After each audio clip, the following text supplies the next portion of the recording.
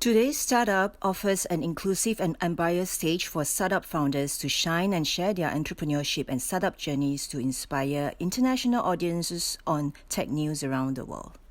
Today's startup features Keith Tan, founder CEO, Crown Digital, Ella Robot Barista.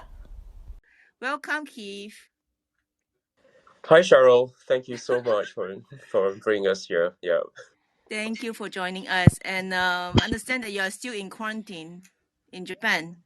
So, Keith, give us a brief introduction of your background and share with us what inspire or motivate you to start your entrepreneurship journey, and explain to us and share more about your current startup that you're working on. Okay, so a little bit of background. I was in finance, in a multifamily office, right before starting Crown Coffee, my coffee startup. I was back then. That was 2016. I was 35 years old.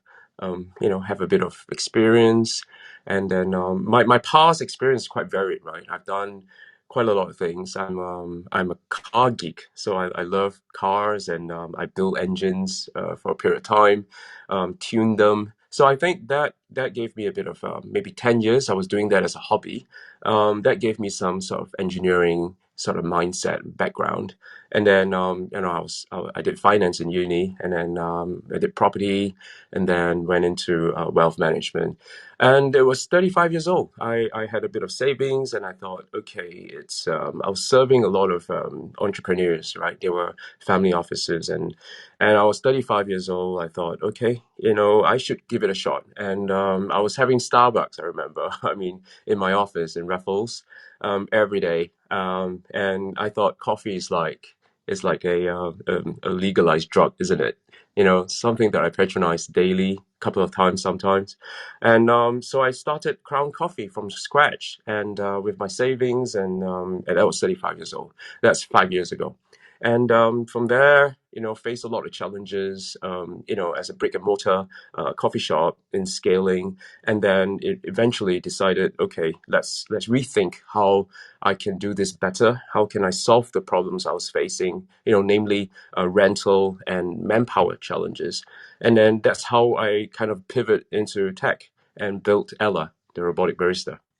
Thank you. By the way, I've pinned the YouTube video of Ella on top. So for those people who are interested on who exactly what Keith was talking about regarding Ella, just take a look at it first while Keith continue to share more about his venture in Japan now. He's actually in Japan at the moment, so he'll be launching the project here. So please share with us more about this. How do you actually transform a traditional coffee shop business to I think right now the valuation is about Singapore dollar 35 million coffee technology empowered by AI and robotics?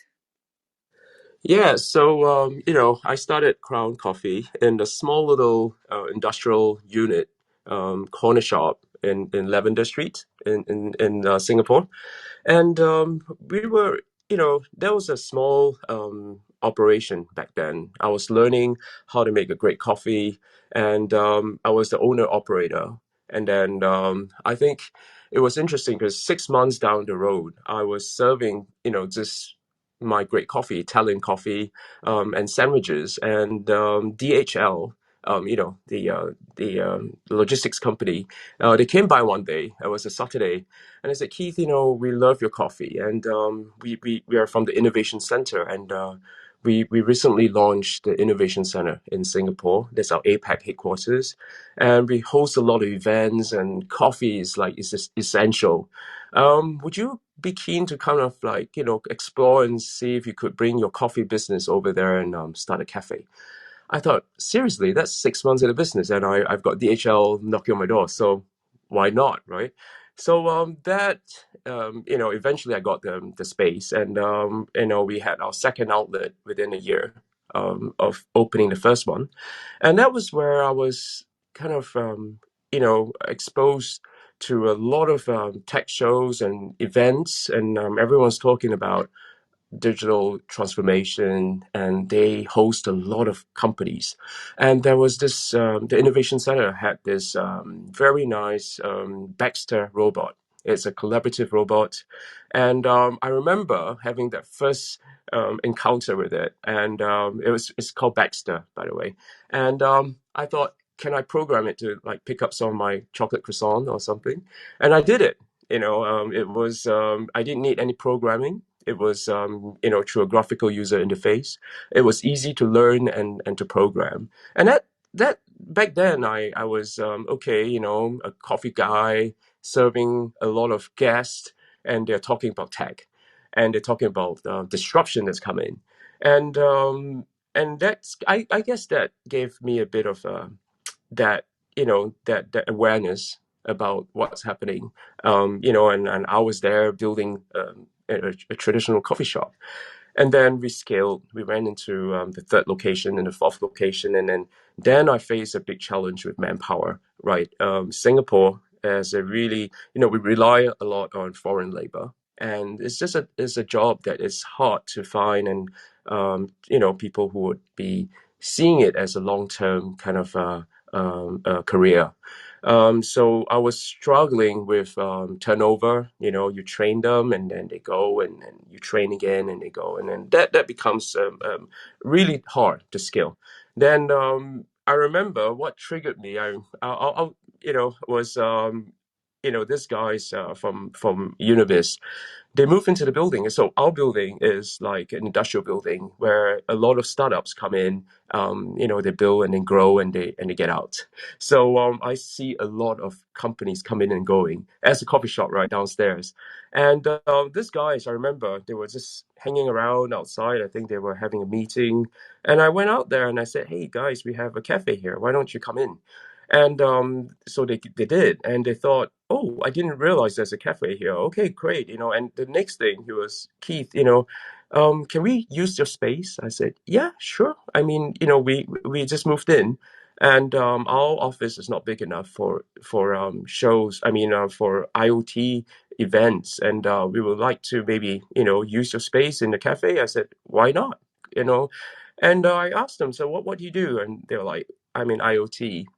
I'm like, "Okay, what's that?" you know, Not a tech guy. And they said, yeah, I remember he was Henry. Here is the CEO. Is like, "You don't know what is IoT. Go Google it. It's the next big thing." So I felt kind of silly. I went back, Googled them, and I remember there was this slogan, right? We connect a billion devices. Their mission is to connect a billion devices.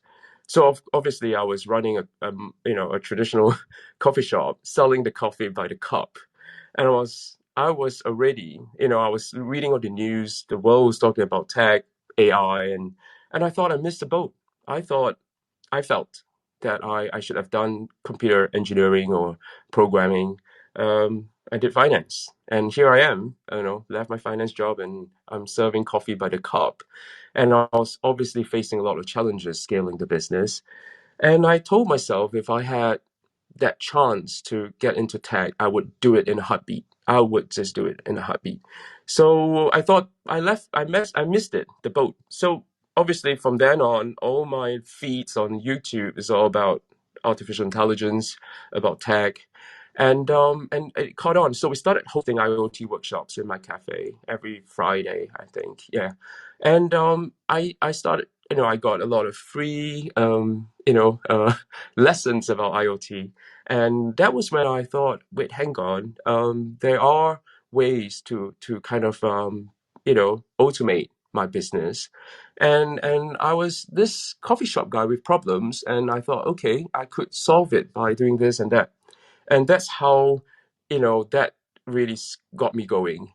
And I was really lucky in the sense Intel is next door to us, so the Intelers are always having coffee in our shop.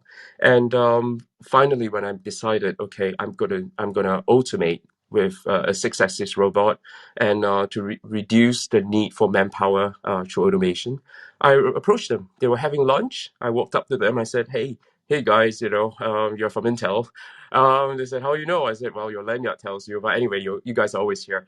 Um, we are more than a coffee shop. We are going to go into technology, and we're going to implement, AI and robotics into our coffee business.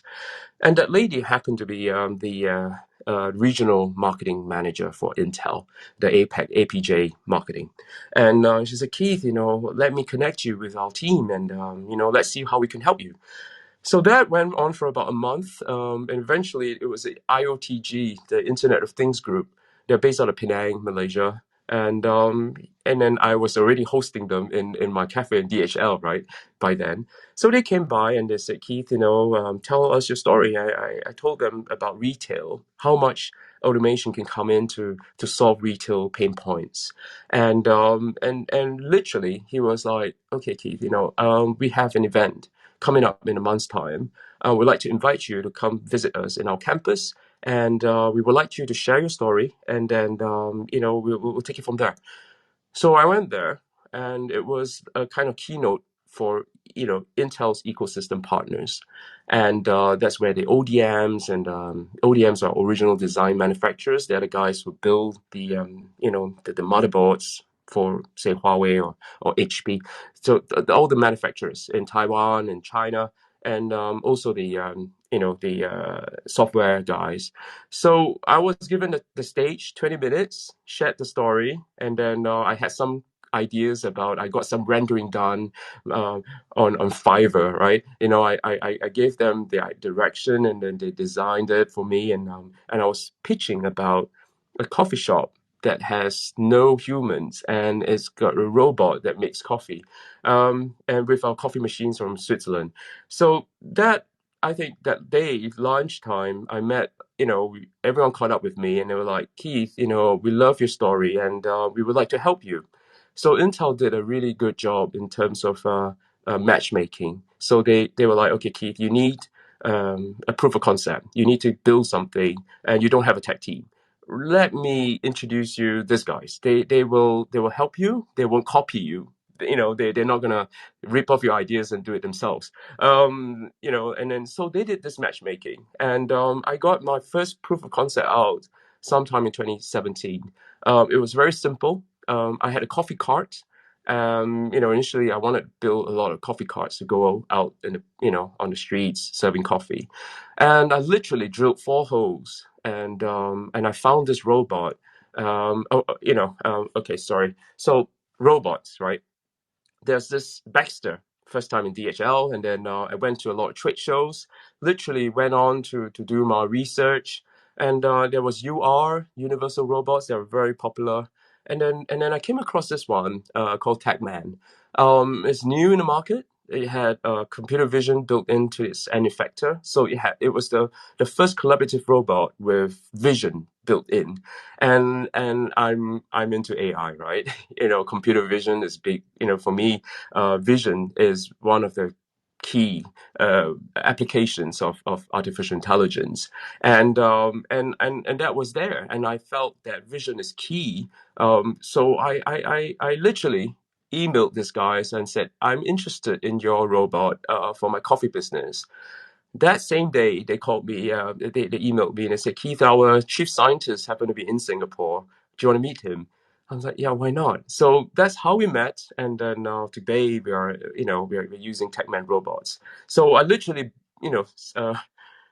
screwed 4 holes, drilled 4 holes, planted it there, and then used the vision to kind of, and we fitted a stylus on top of the at the end of the end effector, and got a vendor that helped us with a very simple user interface for touchscreen ordering, and we used TCP/IP, and we just kind of put that together myself and the vendor that supplied the coffee machine, I mean the robots to me, and we built that.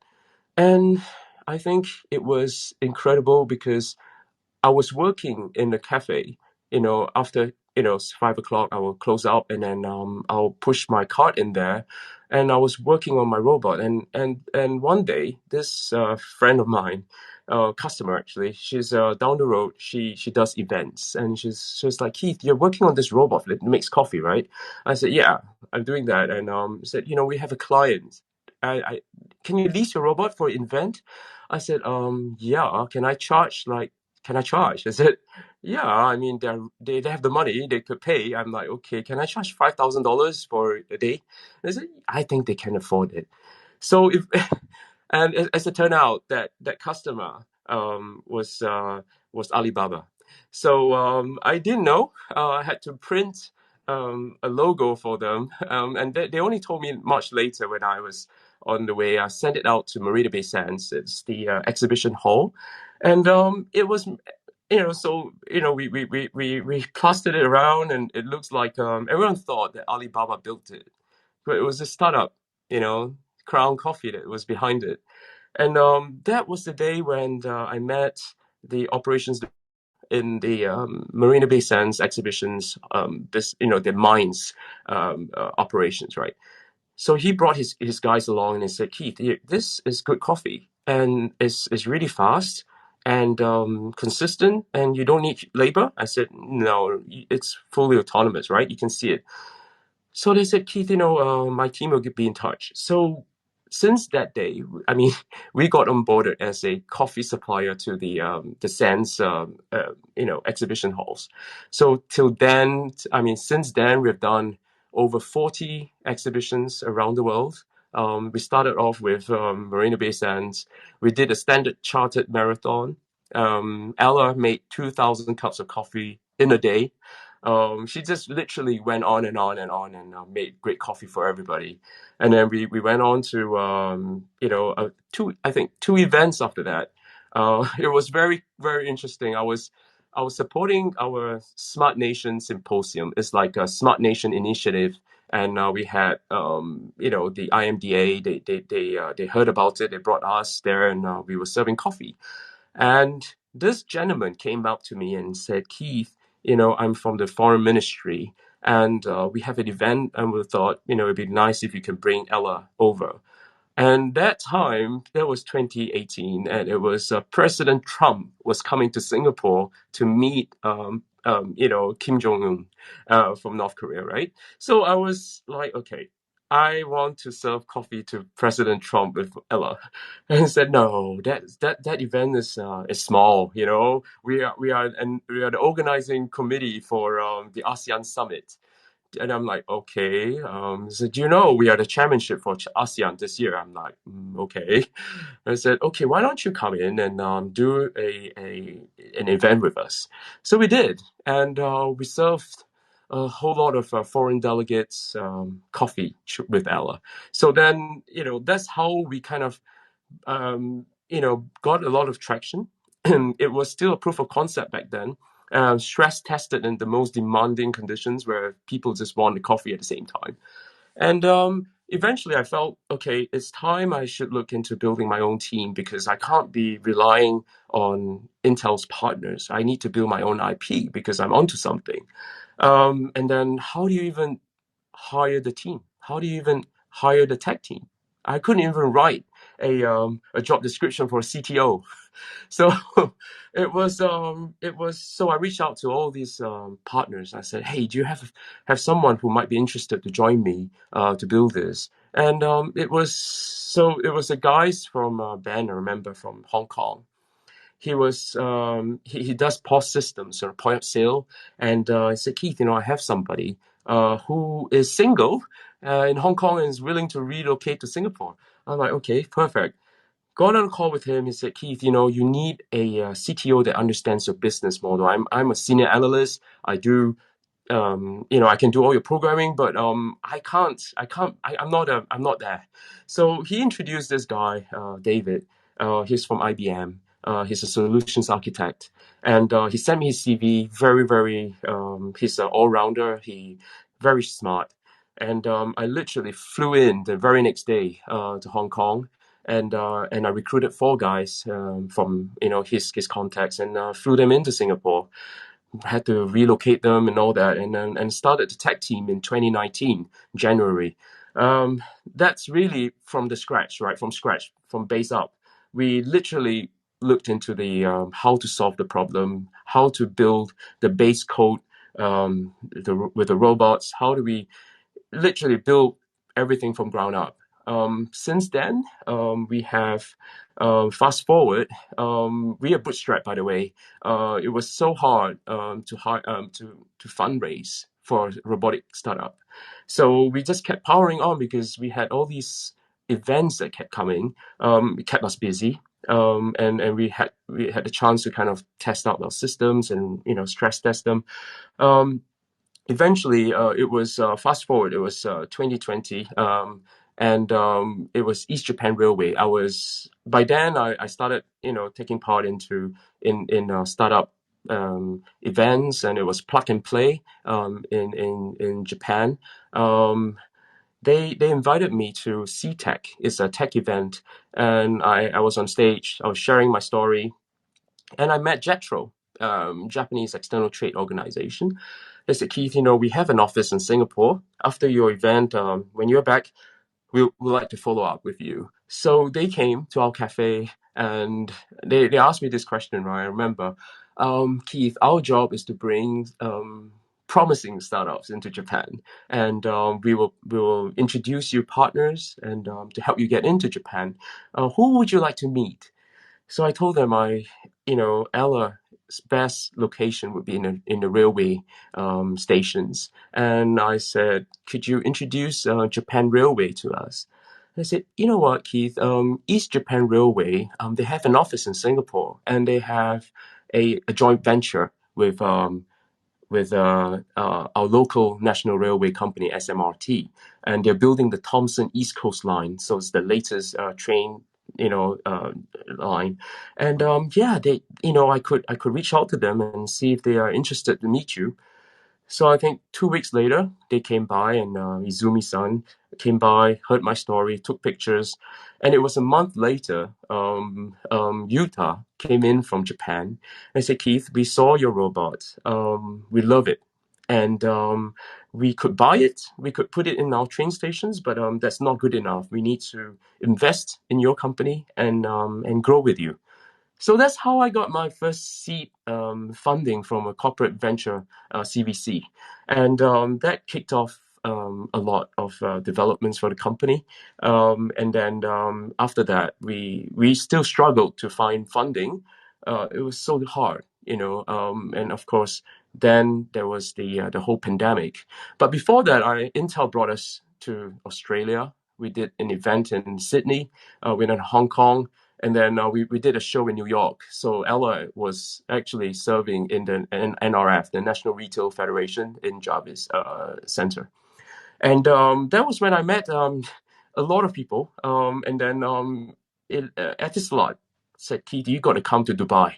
And we'll pay for you, we'll fly you in, we'll get you there. And so we sent Ella last year in December during the pandemic into JITEX's tech show in Dubai and did a really good show. So this year, just a month ago, I was in Dubai, and we did a second show, and our business in Dubai is going to kick off. So that's how we kind of built the business, through all these really just a spirit of solving a retail problem, and then figuring out how to build the tech, to solve those problems.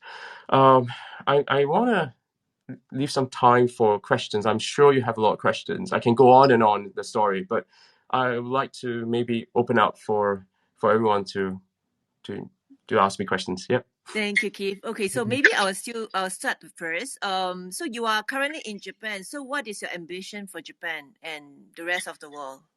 Okay, so one of the plans is to start test marketing in Japan and in Tokyo Station and Yokohama. So we have two robots. They're already in place to do 2 months of test marketing with JR East, and then we will form a joint venture with them and then scale up in Japan. I think the train stations are one of the reasons why JR East invested in us is because they're also facing a huge labor challenge here in Japan, and they do have a mandate to sort of rejuvenate the train stations with technology, AI, and robotics. So, and they want to build a culture within the train stations. So they're looking at the business beyond train stations. So train stations where everyone meet commuters, but how could you build a community out of that? Because they are the ones who started Ikinaka, so it's an in-train station retail. So on your way to work, you have the coffee shops, you could buy stuff, and then on your way home, you could buy supermarket. You can have shopping in the train station. So and they felt coffee is culture, and they want to build that within the community, within train stations, and coffee with robots and automation, perfect. So that's how they were aligned with us. We see ourselves as a smart city infrastructure. We're building smart technologies to solve retail and society issues, right? Through automation. So our plans is to scale at least 700 locations in Japan in the next 3 years. Ella has reached a point where she's market ready. So we are now Intel's market ready solutions partner. And we're able to scale up through production, contract manufacturing. So yeah, that's our Thank plan. you, Keith. I am so very proud of you as a fellow Singaporean now living in Japan. I'll definitely be going to Tokyo Station to try your coffee. Okay, with that, we are open for audience Q&A. So for those in the room, if you'd like to ask a question, please back channel me or raise your hand so that I can bring you up. And for those who are already on stage, please flash the mic. Who would like to ask the first question? Okay, Pat, go first. Very impressed and pleased with this particular project you're on, Keith. I mean, it sounds absolutely fabulous. I've got two shortish questions. One, the actual Ella, how often would she need to be replenished as such with produce and products and stuff like that, even cups and that sort of thing? So how often does it need replenished in a big convention center? I saw your video of the robot itself and so on, so that's wonderful. And the other question was, are you planning to use the same robotics to do other F&B items, not just coffee? Thank you. Thank you so much, Pat. Great questions. It's 300 cups of coffee per replenishment. And we even built the back-end architecture. So the drivers who are replenishing is running on our app. So we have a command center that sends them the notification on where to go, how much to fill up, and we have that back-end last mile tracking.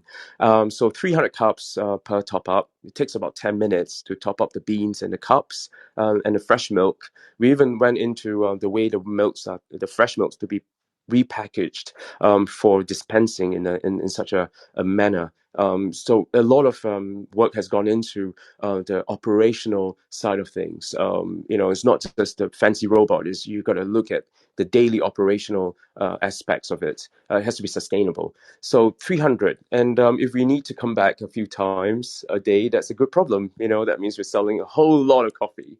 Your second question about what are we doing next? Definitely. If you look at the way we have built Ella, I mean, coffee is, we started off as a coffee shop, but her use case is going to go on to different verticals. She's going to be serving tea, chocolates, and then definitely food. But we need to just stay focused for now and, to build a business model that could make money and could sustain us and scale us up. And then eventually, Ella's architecture is flexible. We've got a mobile app. We have the backend architecture ready. For her to be repurposed into food and all that is not difficult. So definitely, you see Ella's going to be a cook. She could make ramen sometime. So yeah, salad bowls and all that. Thank you, Pat. You want to go on to the next question? Okay, Lawrence, you go ahead first. Thanks, Cheryl. Wow, Keith, I am full of praise for what you've done thus far. Thank you. This is pretty impressive, I must say. But I think what I'm most impressed about is the funding that you've managed to raise. over a very short period of time. Um, my questions are around your expansion. I know some people have asked about your expansion plans, and in your article, well, the one you were covered in on vulcanpost.com, you did mention that you're looking to serve an additional 1.4 million people, and that you're looking to strategically place a number of Ellas at train stations. I was wondering, are you considering other locations out with train stations? Perhaps, I don't know, central points within Japan where there's a lot of traffic. I know there are lots of people at train stations, but I was thinking other places as well that could, that has a large confluence of people, perhaps as a Yes. consideration. Yes, definitely. I mean, we've got to start somewhere, and it's really fortunate for us to get, JR East. So JR East has 1,700 train stations. They are one of the largest landlords in Japan. They also own shopping malls, about 168 of them, and even ski resorts. So I'll share about the ski resort story later. It's pretty cool. Yeah, definitely beyond train stations, there are a lot of use cases in, especially convention centers, hospitals. Hospitals are huge. I mean, Ella is contactless. So she's good for the post-pandemic world where human interaction sometimes is you want to limit that because of the pandemic, right? And hospitals, we have a hospital in Singapore. They have this problem. They have 11,000 staff. They work 24/7. The doctors and nurses, the frontliners, and they need coffee. And Ella is like 24/7, right? So definitely within there are many different verticals there. We had a cruise liner company. They came up to us just recently. They have 10 new cruise liners coming online soon, and it was the digital transformation team that they reached out to us, and they're looking at automation. So that is one example where Ella could go in. So there are hotels, where they're looking at these solutions as well, and shopping malls for sure. So I think that there's a huge market-wide space, and and automation is just is beginning to happen. Um, I mean, robots are not new. They've been in the factories for years. But to put robots into consumer-facing robots, right? That's something new. And I think in the next couple of years, you'll see a lot of that opportunities coming up. Thank you. Thank you. Thank you, Keith. I suggest you bring it to Tokyo Disneyland and Universal Studio Japan. For sure, definitely. Get us connected. I'm ready. Great. Okay, Melfalda, you have the question? I do. Thank you, Cheryl. Go ahead. Keith, I know well you're in done. Italy now. I am in Rome. Hi. Keith is No, using Italian beans. yeah, I was in Rome just 2 weeks ago. I mean, 3 weeks ago. My coffee is from Rome, Buscaleone. So, Love it. And you know how much Italians love their coffee and how oh, Starbucks didn't absolutely, survive here, right? absolutely, yeah. I'm not Italian, but I do miss Starbucks. But nevertheless, I actually invested in Cafe X almost 5 years ago. I saw this room, and then when I heard you speaking, I actually went onto my mobile to find out when it was, and I think almost it was in 2016. And I wanted to ask you, how does your business differ from Cafe X? I think Cafe X, they were, I would say, the pioneers in this, and I think Henry was also looking at, I read his story when he was in Singapore and he tried to get a coffee and he had to wait a long time. So he built his version of a fully autonomous coffee shop. I guess for us, it's really down to how we started as a coffee shop operator, and we innovated from within. So I would say that we have the domain expertise in terms of being the actual operator, and then solving the pain points from within. And the business model, I think, you can have the tech, but technology must go with a very strong business model that makes sense and it's sustainable. So I don't know much about his business model. I have, of course, I knew, they're in the market and basic pricing they sell. But it's really about how do we. So we built the brand Ella because technology alone, right? While it solves problems, but it's something where it's new to the market. You need to have that human, the experience, and that brand, the product has to be something that customers want to be related to, and they will come back and to get the traction. And I think that focus of the blend between technology and the business model, and being a coffee shop to start with, really set us apart from the rest. I hope that answers your question. It does, it does. And you may have spoken about this before, but I, first of all, I think that Cafe X, they came a little bit too soon. I think they were too early. The market wasn't ready for it. But are you going to be looking for investment? What stage are you at? We are moving to Series A in a month's time, so we're waiting for our A round. I mean, the launch that's happening on the 8th of December, and then we will raise our Series A, and that's really to scale up our business plans. So that's happening by end of January. We'll launch our Series A. Thank you. Who would like to ask the next question? Please flash your mic. Yes, Joe, go ahead. Thank you. I'm really interested in hearing what you're doing, Keith, and I'm very impressed with all the thought that you've put into it. Um, One thought came up as you were talking about the various locations that you're interested in testing the market. Train stations, um, being in America, we don't have as many of them, so it may be difficult to compare, but globally, thinking about the most popular liquids on the planet, coffee and gasoline um, could pair Absolutely.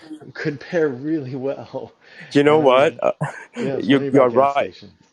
You're right on. Remember, I shared I was in Dubai, and I met this gentleman. He's from BP Ventures, right? So British Petroleum. He's from the Mhm. he shared with me. He said, "Keith, besides petrol or gasoline, the next best things seller in the petrol stations is coffee." And I said, "Yeah, exactly. There are two black goals, right? You have crude oil and you have coffee."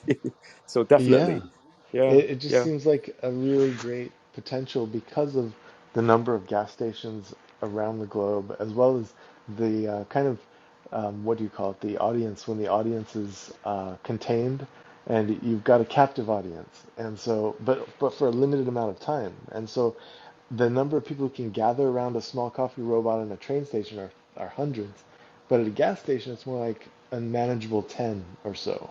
And Yeah. so it may be, and it's an ongoing flow of people, and everybody has just enough time to get a cup of coffee. And so that could be yeah, worth considering. And I'm also interested in the questions that my father was asking about investment. I'm curious what entry point you're seeking for investors. So we are currently post money of currently pre money of 40 million Singapore dollars. So the next round we are looking at quite a substantial amount. Possibly 20 million of raise. That's really to scale up all our operations, our plans in Japan and the rest of the world.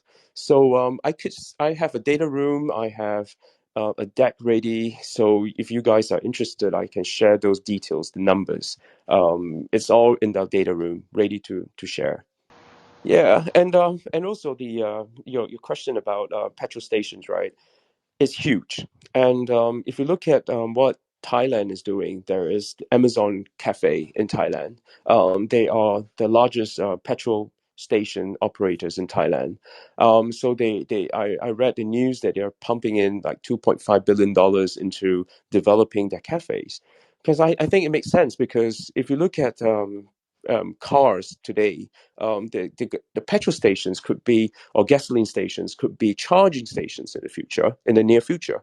And you probably spend 10 minutes, 15, 20 minutes charging. That's what are you going to do? You're going to be having your meal and having coffee. So I think that is a huge opportunity as well. Yeah. Yeah, one last little point on the gas stations. The thing that may make it difficult for anything other than a robot is that you'd have to somehow work through all of the infrastructure of the gas station itself.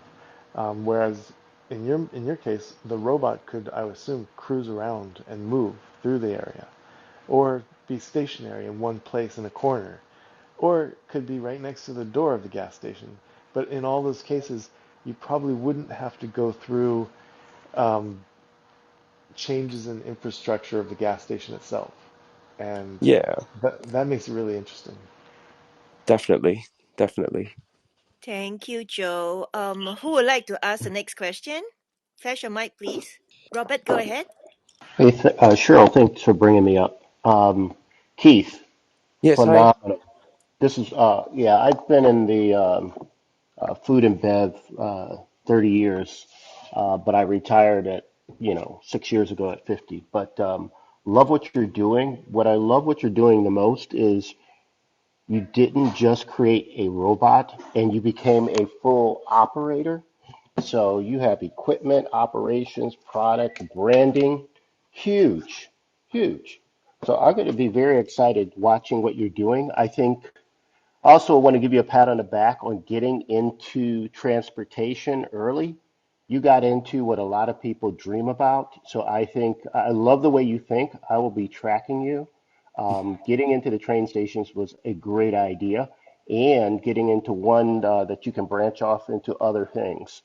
One question is relating to, I was looking at some of your images. It has a big footprint, which is great for branding too. But do you think that eventually you'll have different sizes? Yeah, it's a good question. Yes, we do. We have currently four different sizes. There's the LX, the large one, LXR, um, LXS, and LY. Why? Because it's going to Yokohama, so we call it Model Y. It's for different use cases, and really, it's really down to the throughput, how much speed we want. And we started with the big one. A lot of what you see online is the largest one, LX, because that was what we used for the exhibitions, that we can hit 200 cups an hour. And to us, one of the key use of automation is that it's convenient for consumers, so they don't want to wait, and speed and consistency is key. So we focus a lot about on the throughput of the coffee machine. So and then we recently deployed a robot for SAP, the ERP company from Germany, the software company. So they were rethinking about the workspaces post pandemic, and they were renovating. So we did an event for them last year, 2 years ago. So they remembered Ella, and they reached out to us. So Ella is now in their office, in their innovation center, serving coffee. So that is a size down version. It's a medium sized one. So definitely, as we go, we have our industrial design team that works on different iterations of Ella. The other thing is just remember you don't have to be first to make an impact. So, and there's always plenty of room for those who do a good job to snare the right size of market share. So, great work. Thank you so much. You can add me on LinkedIn. I'm on LinkedIn. I'm not very active on Instagram. LinkedIn, just Keith Yeah, Tan, I'm a Crown LinkedIn guy. Digital. Yeah, I'm a so LinkedIn search. guy. Okay. Yeah, cool, cool. Yeah, Thank you, thank you. Robert. Willie, you can ask the next question. Willie is from Germany. Yeah, thank you, Cheryl. Very kind. And I'm interested on the innovation process, especially here. What's next is, of course, a risky question because it could be about a longer time horizon. I'm interested where you're going. But talking about Ella, I've seen the device, and I wonder whether you could personalize it, like for the commuters, for instance, that they have a very fast delivery without much interaction. And the other thing is, yeah, is there a plan to have a kind of cookie or stuff combined? Because this would make a lot of sense, of course. And it's, of course, a no-brainer. It's just a vending machine combined with having a coffee. Yeah, what's next? Thank you. Yeah, good questions. So one of the use cases is our mobile app allows personalization, and if you can download the app and have a look. You can customize your drink and then pay. So we did all the integration: Apple Pay, Google Pay, any way of payment that makes it easier to consumers. So the idea is you could pre-order before even arriving. So imagine if you're taking a train to work and you're a stop away, you get on your phone, you order, you pay, Ella will prepare it. And when you get there, it's maybe a minute later, the coffee's ready. So a QR code will be will be sent to your phone, and then when you scan the QR code, the pigeonhole will rotate, and you can pick up your coffee and go. You don't have to wait. So it's good for time staff commuters, especially lunchtime when you're in the line waiting for your sandwich. You could pre-order your coffee, and when the coffee is ready, you get notified. So that solves that problem you asked. And definitely for us to include like a vending solution for a cookie, that's something that we can add down. It's not difficult. It's whether we want to do it. So for now, as we go along, great ideas, and we will evaluate, and if it makes sense, we'll deploy it. Yeah. Great, thank you. Thank you. Thank you. Who would like to ask the next question? Lawrence, yeah, go ahead. Keith, I was wondering, is it okay if you could possibly share some numbers? Are you willing to share some numbers if I ask? Some high level numbers. Yeah, sure. Okay, because I'm really fascinated with how well you've raised capital, given the short No, period. we had the hardest time raising capital. Very Yes, hard, I know very hard. because in the automation industry, I know how difficult it is, especially for the nature of your startup. I can imagine how difficult that must have been. Yeah, Um, Lawrence. Sorry, regarding fundraising, is it possible for you to maybe connect on offline to talk to Keith directly if it's detailed oh, numbers? okay, yes, that's the But reason I Yeah, I asked think because earlier. it's Okay, okay. I that's fine. mean, this is something if it's sensitive numbers, we can share offline. But definitely, I think you're onto something. Let's complete that question, if I may. Yeah. yeah, go ahead. Yeah. Okay, thanks. So according to the article on Vulcan Post, you partnered with two governmental establishments, there in Japan. And my understanding is that these partnerships have helped you raise capital with one of the establishments making a significant investment. Is that fair to say? Is that correct to say, Keith? Yes, definitely. Getting JR East then triggered the investment from SMRT.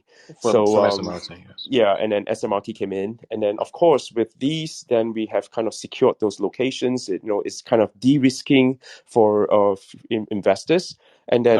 and then yeah, I got investment from a family office in Austria. Okay. Incredible. I mean, literally. Um, Mm, they had a coffee from Ella, and I was there. right. And they said, "Are you fundraising?" I said, "Yeah, I am." And they said, "Okay, Keith, send us your information." And within 2 weeks, they came back and said, "Keith, we are willing to invest." And done. So Mm, definitely having JR behind that helped us. But we never had that the luck with traditional VCs. Obviously, they are looking at software companies, SaaS companies, and for us, it's I think if we So have enough traction, yeah. no, no, actually, it's the reason I'm asking, Keith, because I worked with an automation startup in London that had a satellite office in New York, and it was very difficult to raise funding. It was also automation and robotics. So I'm wondering, why do you think you were able to raise as quickly as you did? Is it because in Japan there is a different attitude towards robotics, being that Japan is very technologically advanced and they're a lot more, for lack of a better word, conversant with robots, and they're much more. I think they're just a lot more used to it as compared to other parts of the world. Did that help with your financing, do you think? Keith, I think, Keith, yeah, Keith. sorry. Maybe you should let Lawrence know that you told me that you actually spent 2 years to get JREs on board, right? So you must let him know so that he know that it's not so easy It was as he not thought it easy. was. I mean, to get first of all to get JRE's investment was I mean they made the decision, it was quick, but the due diligence, you know,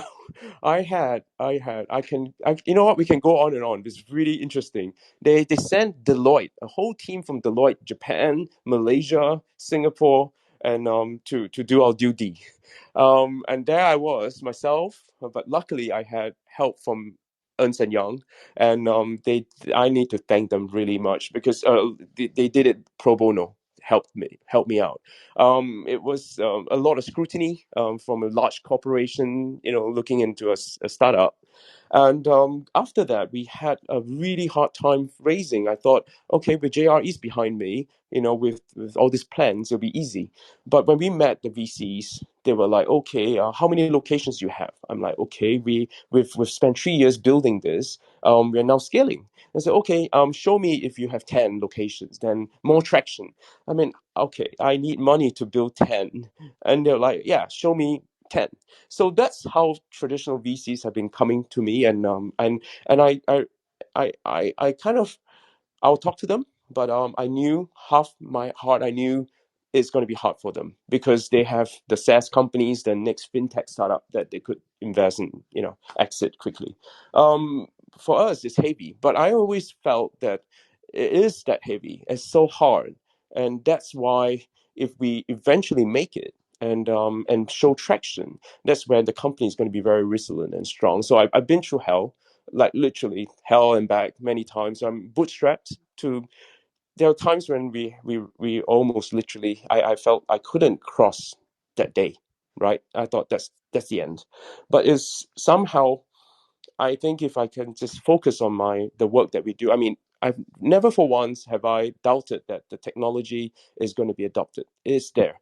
It's the cash flow, right? The cash flow to keep the company going. That was hard, but eventually we crossed that. So I'm glad we didn't die, right? We survived. So yeah, Thank you.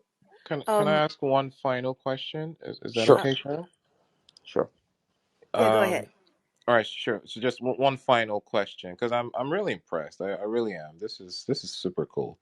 Um, so you do have a Series A lined up for January of 2022. Yep. Um, in the worst possible scenario, say you're not able to raise the amount you want to raise due to, I don't know, just due to anything. All right, just trying to Mm-hmm. paint a picture. Given your current burn rate, um, will there be a problem if you're not able to raise the amounts you want to raise?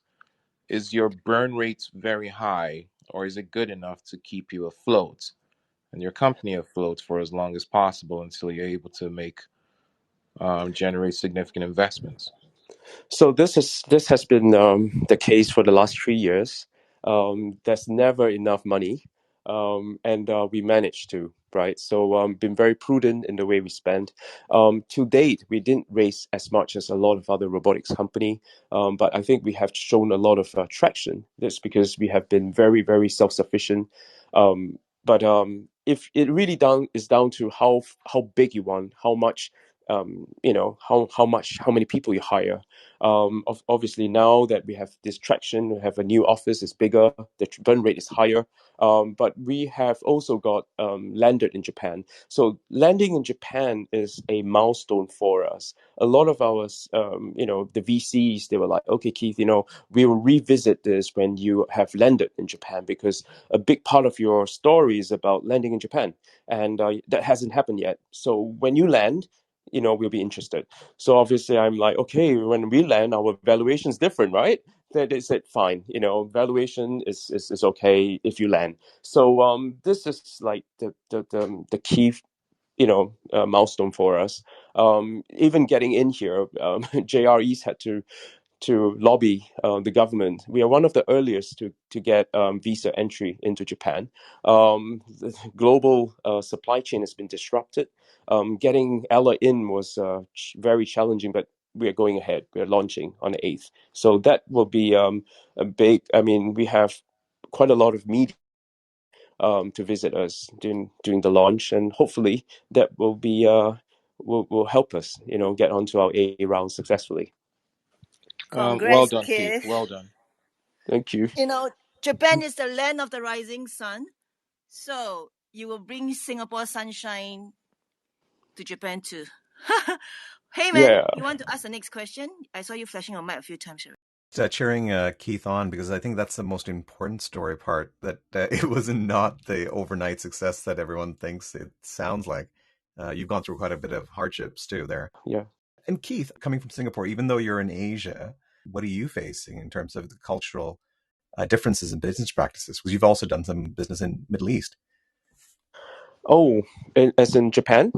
Questions Yeah, just relating to wondering Japan? how are your approaches, and what are your feelings about these international? Because now that we're going more international, I'm just wondering, what have you learned in this process? Oh, International. loads. I mean, one thing for sure, coffee is a common, is a social lubricant. It connects people from the Middle East to the US to Japan. It's the same. People love coffee. So when it's coffee, it's something that they understand.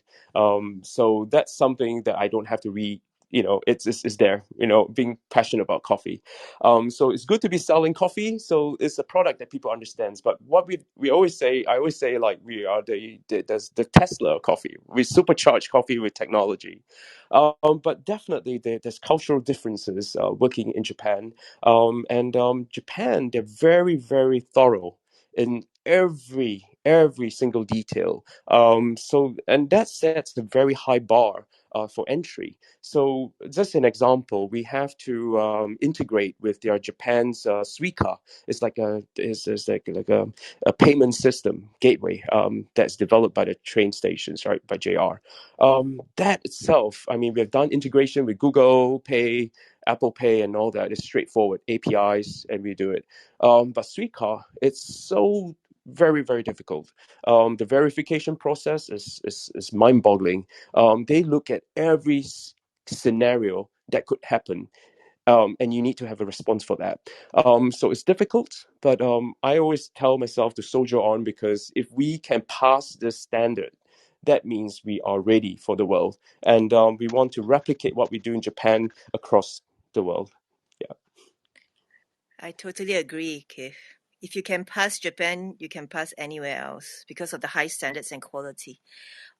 Anyone else want to ask a question? If not, I will let Pat ask our last question, because I think she has another question just now.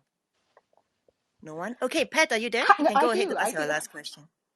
I'm not, you read mine, Cheryl. I really did have another question, or have loads of questions. I'm just so impressed and thrilled with what Keith has been able to achieve.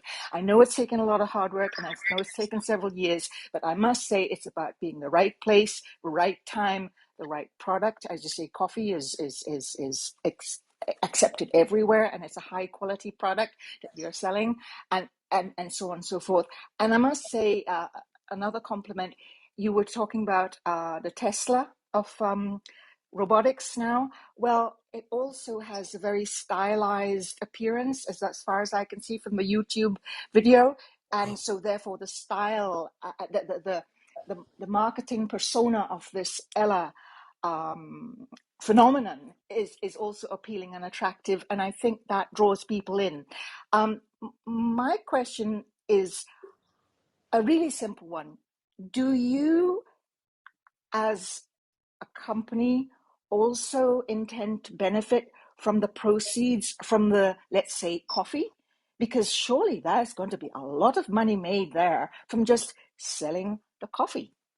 Definitely. So we're not selling hardware or robots.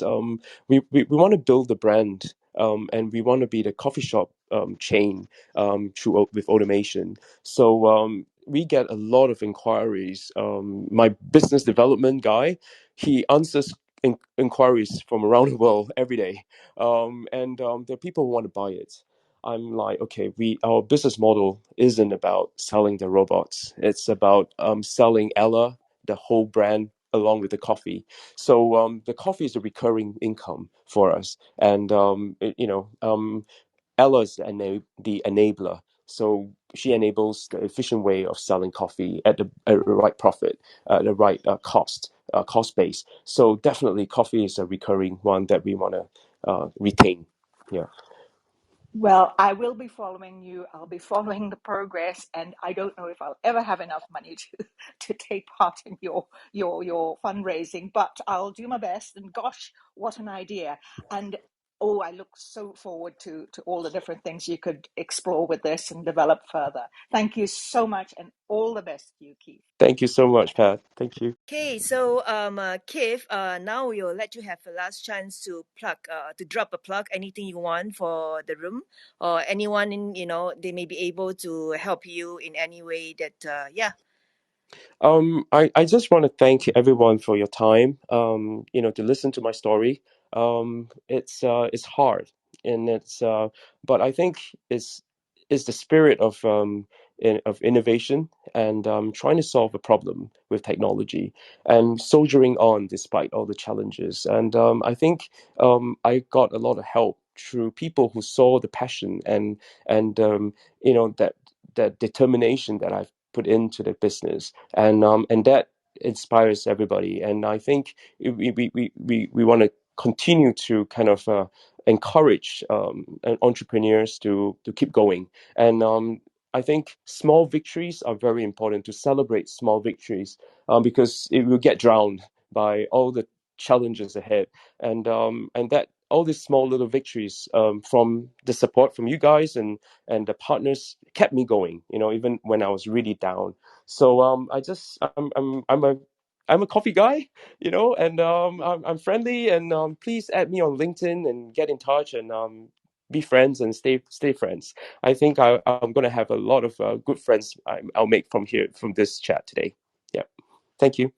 Thank you, Keith, and I hope everyone in the room have a chance to drink a cup of nice gourmet coffee served by Ella sometime in the near future. And I think I'll be the lucky one to be able to try in Tokyo. Thank Okay. you. Thank you. With with that, anyone has any burning comment to encouragement for Keith before we wrap up the room? May I just ask where were the big first location in Tokyo? I Tokyo mean, Station and Yokohama the Station. Yokohama. So It will And be Omiya Station, Omiya. Omiya Oh, okay. Station in Omiya B1. Station. Yeah, at B1. Grandster area. Yeah. Thank okay, you. if it's Omiya Station, it's that Saitama. But it's very near Tokyo, so you'll take a train there. All right. So with that, thank you very much for spending more than 1 hour with us in today's startup. If you're a startup founder and wish to have a stage, please keep in touch with me, and I will arrange for you. With that, this room will close in 5, 4, Thank you, guys. 3, Thank you, 2, Cheryl. Good luck. Thanks. 1. Thank you, Bye. Take care. Good luck. everybody. Thank you, Keith. Thank Thank you, Ciao. Bye Bye. bye. Ciao.